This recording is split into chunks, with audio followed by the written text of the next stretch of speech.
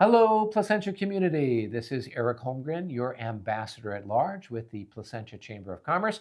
And we are here today in the beautiful and historic Bradford House. And I am joined by Lori Arroyo, Hi who there. is with the Placentia Women's Roundtable. Women's Club. Women's Club. Oh, okay. Because I'm It's running a out of mouthful. fingers. It's a mouthful. Well, good. Thank you. Lori, how long have you been involved with the Placentia Women's Roundtable?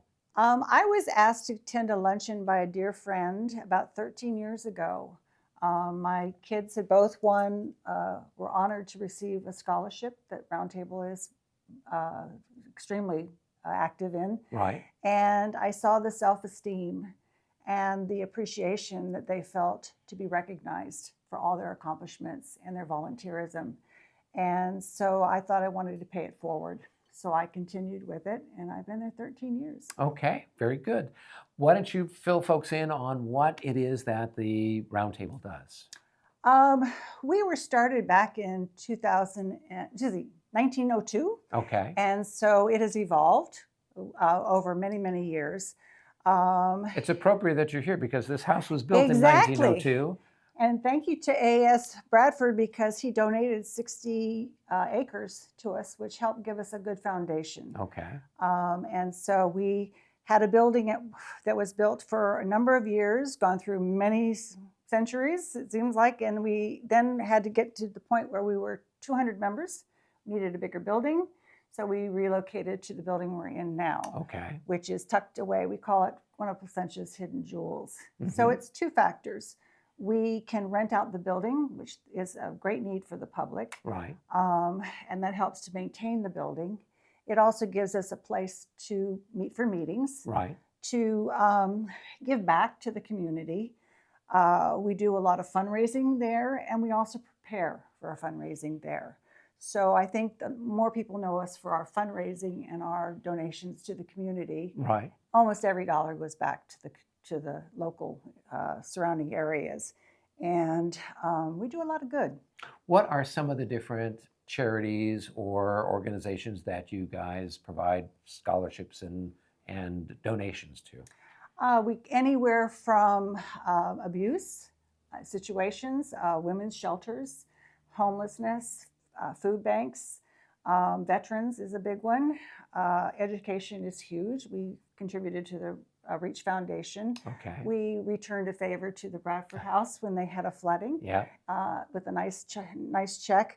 But those things feel good. We have to have people step up to add that extra layer. So in that sense, all of our fundraising that we do, mainly our soup, which is a big fundraiser, Right. and our Festival of Trees, which is huge, that all adds up, and then we can give it back. And it feels really, really good to do that. Nice. So you've been involved with the organization for 13 years now, and it's been around for 122 years. Mm-hmm. So what is a business challenge that you've seen recently in the last decade or so, and what's something that the organization has been doing to try to address that? When I first came in, I come from more of a marketing and business background. And I was personally frustrated because we had this gorgeous gem of a building and nobody knew about it. And we weren't getting the word out that it could be rented out. So through the years, we have done tremendous improvements to it. We can run into people that got married there 40, 50 years ago, Right. Which is kind of cool. But at the same time, what was your question again? I'm sorry, I forgot. So the business question was, Yeah. and you started to address it, was letting people know that you had this facility available, and that it was something that obviously would help the organization It would. and the community. But is it a Yeah. case then of just like getting the word out, like the marketing part of it, or? When I first came in, it was surprising. Even my own husband dropping me off after 2 years of being a member didn't know where it was. Okay. So we're tucked behind his house and beside the church, the Right. Presbyterian church. So we're in a quiet little hideaway. Right. Our ladies don't like to brag of all the wonderful things that they do in the community. So when there was a couple years into it, I went into helping more with branding, social media Right. was my beginning to that. But to having us be proud of what we do. It's not that we do it for that reason, but all that we do goes up to a bigger chain. Right. It's not just Placentia Roundtable. We're part of Orange County District. We're part of California. We're part of okay. Western District. Okay. I got the pleasure to go to an international convention, and that was in Arizona. We were up for an award, which we did take for our heifer contribution. And so it was, you're in there with people from Great Britain and from New Zealand, and it was rather eye-opening. And all of those hours, those funds, those donations in kind are all accumulated, and then they go to headquarters in DC, and then they hit the lobby floor of the Congress.